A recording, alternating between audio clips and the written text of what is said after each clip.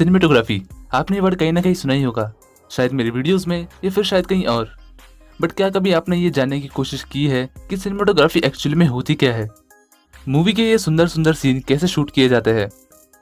क्या film maker सिर्फ camera उठाकर डायरेक्ट शूट करने निकल जाते हैं? नहीं। तो आज इस वीडियो में हम सिनेमेटोग्राफी पर डिस्कस करेंगे और जानेंगे कि मूवीज में सीन्स को किस तरह से शूट किया जाता है।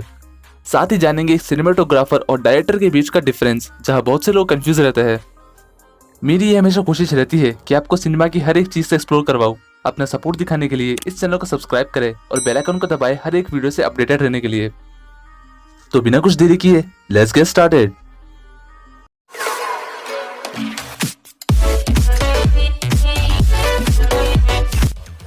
What is cinematography? अगर हम एक टेक्निकल डेफिनेशन को फॉलो करें तो सिनेमेटोग्राफी है art of making movies. Cinematography का बेसिक मतलब होता है कैमरा वर्क, यानी कि कैमरा का जिस तरह से यूज किया जाता है एक फिल्म को बनाने में, वो आता है सिनेमेटोग्राफी के अंडर। यानी कि आप फिल्म में जो भी सीन देख रहे हो वो उस फिल्म की सिनेमेटोग्राफी है। सिनेमेटोग्राफी को कई सारे कैमरा टेक्निक से परफॉर्म किया जाता है, जिनको हम आगे डिस्कस करने वाले हैं। उससे पहले बात करते हैं इंपॉर्टेंस ऑफ सिनेमेटोग्राफी पर, यानी सिनेमेटोग्राफी क्यों इंपॉर्टेंट है। जब हम कोई एक मूवी देखते हैं तो वो चीज जो हमें सबसे ज्यादा याद रहती है उस मूवी के बारे में, वो होते हैं उसके सीन्स, क्योंकि हमें वो चीजें ज्यादा याद रहती है जिसको हम देखते हैं। सिनेमेटोग्राफी एक इंपॉर्टेंट रोल प्ले करती है ऑडियंस को मूवी से कनेक्ट करने में। आपने काफी बार किसी मूवी में देखा होगा कि एक पर्टिकुलर सीन में बिल्कुल भी डायलॉग नहीं होते, बस हमको एक बैकग्राउंड म्यूजिक के साथ सिर्फ सीन्स दिखाए जाते हैं। यहाँ पर उस मूवी की सिनेमेटोग्राफी उस मूवी के कैरेक्टर्स और उस पर्टिकुलर सीन के बारे में काफी कुछ बता देती है, यानी कि बिना किसी डायलॉग्स के स्टोरी से कनेक्टेड रहना। सिनेमेटोग्राफी के बिना हम कोई भी मूवी इमेजिन ही नहीं कर सकते। कभी सुना है ऐसी मूवी के बारे में जो दिखाई नहीं सिर्फ सुनाई देती है? अब समझते हैं एक सिनेमेटोग्राफर और डायरेक्टर के बीच का डिफरेंस। एक डायरेक्टर वो पर्सन होता है जो मूवी को डायरेक्ट करता है। अब इसका मतलब यह है कि जो भी आप एक मूवी में देख रहे हो वो सब कुछ एक डायरेक्टर के सुपरविजन में होता है।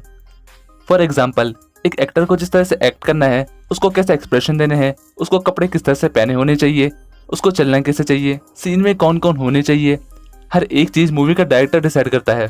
सिनेमेटोग्राफर वो पर्सन होता है जो इस सीन को कैमरा से शूट करता है। अब इसका मतलब ये नहीं है कि सिनेमेटोग्राफर कैमरा को पकड़कर मूवी शूट करने लग जाता है। एक मूवी के सेट पर एक पर्टिकुलर सीन को शूट करने के लिए बहुत सारे कैमरास लगे होते हैं और उन कैमरास को काफी सारे लोग संभालते हैं। सिनेमेटोग्राफर इन सब चीजों को सुपरवाइज करता है। कैमरा के लेंस, वहां के लाइटिंग, किस सीन को शूट करने के लिए कौन सा लेंस यूज करना चाहिए, कैमरा को कहां से किस तरह से घुमाना है, ये सब चीजें एक सिनेमेटोग्राफर डिसाइड करता है। डायरेक्टर उसको सिर्फ बताता है कि क्या करना है, अब कैसे करना है ये सिनेमेटोग्राफर करेगा। सिनेमेटोग्राफी में कई एलिमेंट्स होते हैं जिसको परफॉर्म किया जाता है एक फाइनल प्रोडक्ट को बनाने में। इन सबको वन बाय वन डिस्कस करते हैं। सिनेमेटोग्राफी में सबसे इंपॉर्टेंट फिल्म लाइटिंग। फिल्म्स के सीन इंडोर या आउटडोर लाइटिंग में शूट होते हैं। इंडोर सीन्स में जनरली आर्टिफिशियल लाइट देनी पड़ती है। आउटडोर सीन में नेचुरल लाइट के साथ कभी कभी आर्टिफिशियल लाइटिंग भी की जाती है, depending upon the weather conditions, या फिर डायरेक्टर को कुछ अलग कलर कॉम्बिनेशंस बनाने हो। कई फेमस सिनेमेटोग्राफर जैसे कि रॉजर डिकेंस और इमानुएल लुबेस्की की कैमरा लाइटिंग पर काफी अच्छी पकड़ है, जिसका अंदाजा द रेवेनेंट, ब्लेड रनर 2049 और 1917 की सिनेमेटोग्राफी देखकर किया जा सकता है। अब कई लोग बोलेंगे कि एक एडवांस कैमरा यूज कर लो, लाइटिंग की उतनी जरूरत नहीं पड़ेगी, बट ये सच नहीं है। काफी साल पहले 1940s के जमाने में भी काफी सुंदर सीन्स शूट किए जाते थे बिना किसी एडवांस कैमरास के। इसके लिए एनालिसिस करते हैं 1941 में रिलीज हुई सिटीजन केन के इस सीन को। सिटीजन केन को सिनेमा हिस्ट्री की सबसे शानदार फिल्मों में गिना जाता है। इस सीन में काफी डीप फोकस का यूज किया गया है दूर की चीजों को फोकस करने के लिए। अब ये बच्चा काफी क्लियर दिख रहा है क्योंकि कैमरा काफी पास है और डायरेक्ट नेचुरल लाइट आ रही है। लेकिन जैसे जैसे कैमरा रूम के अंदर आता जा रहा है, फ्रेम का एक्सपोजर बढ़ता जा रहा है और ज्यादा से ज्यादा चीजें फ्रेम के अंदर आ रही है। कुछ टाइम बाद पूरा रूम फ्रेम के अंदर आ जाता है, लेकिन फिर भी विंडो के बाहर का सीन एकदम क्लियर दिखता है। इसके बाद कैमरा और दूर होता हुआ दूसरे रूम में चला जाता है, फिर भी बाहर के सीन में कुछ फर्क नहीं पड़ता। ये सीन वैसे तो डीप फोकस का एग्जाम्पल है, लेकिन लाइटिंग यहाँ पर काफी मेजर रोल प्ले कर रही है, क्योंकि यह सिनेमेटोग्राफर ने बाहर से आ रही नेचुरल लाइट को अंदर की आर्टिफिशियल लाइट के साथ बैलेंस किया है ये फेमस शॉट कैप्चर करने के लिए। अब मैं यही सोचता हूँ कि इस सीन को 80 साल पहले देखना ऑडियंस के लिए कितना अलग एक्सपीरियंस रहा होगा। Next point, camera angles. Camera angle यानी कैमरा को एक पर्टिकुलर एंगल में फिक्स कर देना। अलग अलग एंगल्स पे फिक्स किए गए कैमरास सीन की ब्यूटी को बढ़ाते हैं और कैरेक्टर्स की कंडीशन और बिहेवियर को डिस्क्राइब करते हैं। ये सभी चीजें फिल्म की स्टोरी और डायरेक्शन में अलग अलग तरीके से कंट्रीब्यूट करती है। Camera movements.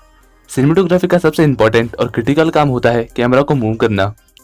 कैमरा को मूव करने के लिए कई सारी स्ट्रेटेजीज फॉलो की जाती है। कैमरा मूवमेंट्स कई तरह के हो सकते हैं। कैमरा का मूवमेंट स्लो हो सकता है या फास्ट हो सकता है। एक मूवी में कई सारे तरह के शॉट हो सकते हैं, बट हम डिस्कस करते हैं सबसे ज्यादा फेमस शॉट, जो है डॉली जूम। डॉली जूम में कैमरा को पुश इन या पुल आउट करने के बाद एडिटिंग से अपोजिट जूम इफेक्ट दिया जाता है। यानी कि अगर आप कैमरा को पुश इन कर रहे हो तो आपको एडिटिंग के टाइम जूम आउट करना है, और अगर आप कैमरा को पुल आउट कर रहे हो तो आपको जूम इन करना है। डॉली जूम कैरेक्टर के फियर और उसके इंटेंस टेंशन को बताता है। डॉली जूम को जनरली वर्टिगो इफेक्ट के नाम से जाना जाता है, क्योंकि इसे legendary film maker Alfred Hitchcock ने सबसे पहले यूज किया था। 1958 में रिलीज हुई अपनी फिल्म वर्टिगो में। इसके बाद से वर्टिगो इफेक्ट काफी फिल्मों में यूज किया जाने लगा। Next point, film colours. Colours एक मेजर रोल प्ले करते हैं सीन के ऑब्जेक्ट्स और सब्जेक्ट्स के बिहेवियर और उस सीन को मीनिंग प्रोवाइड करने में। कलर्स को चूज करने का काम जनरली डायरेक्टर्स करते हैं। फॉर एग्जाम्पल, 1975 में रिलीज हुई बैरी लिंडन में स्टैनली कुब्रिक ने 18th सेंचुरी की कई पेंटिंग्स और उसके कलर्स को ध्यान में रखकर बैरी लिंडन के सीन्स की स्टेजिंग की थी, वो भी बिना किसी VFX के। इसलिए बैरी लिंडन का हर एक शॉट एक पेंटिंग की तरह लगता है। 2014 में रिलीज हुई वेस एंडरसन की द ग्रैंड बुडापेस्ट होटल का भी हर एक फ्रेम एक पेंटिंग की तरह लगता है, क्योंकि इस फिल्म की हर एक शॉट में कलर्स को काफी ध्यान में रखकर यूज किया है। फिल्म्स में हर कलर कोई ना कोई मीनिंग प्रोवाइड करता है, जैसे कि रेड कलर डेंजर और horror. Mad max fury road में आपने गोल्डन कलर्स के शेड्स देखे होंगे। यहाँ पर वेस्टलैंड की सीन के लिए डायरेक्टर जॉर्ज मिलर ने एकदम bright golden colour palette use की थी, जिससे कलर्स एकदम एनहेंस होकर बाहर आए और एक्शन सीक्वेंसेस को और भी ज्यादा इंटेंस बना दिया। जोकर फिल्म के मोस्टली फिल्म्स में डार्क कलर का यूज करने से मूवी एकदम डार्क फील देती है और जोकर की मेंटेलिटी को बताती है। इस वीडियो को खत्म करने से पहले जरा नजर डालते हैं सिनेमाटोग्राफी के इवोल्यूशन पर, कि कैसे ओल्ड सिनेमा से लेकर मॉडर्न सिनेमा तक सिनेमाटोग्राफी में क्या क्या चेंजेस हुए।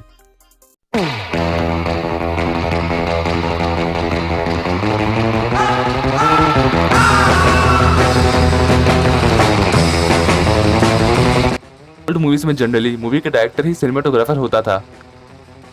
सिटीजन केन एक ऐसी मूवी थी जिसने सिनेमाटोग्राफी में काफी बड़ा रिवॉल्यूशन लाया।